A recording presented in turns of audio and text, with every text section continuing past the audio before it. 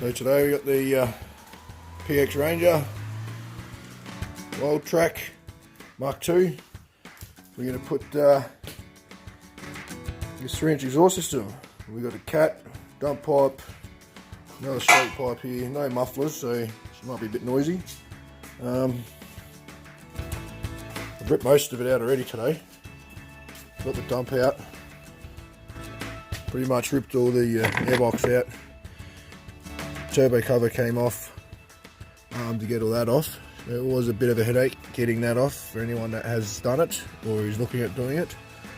It's a bit of a prick, but yeah. The next stage is now put this bad boy on. There's the old one. And there we go. I'll put that on and do a little vid of what she sounds like.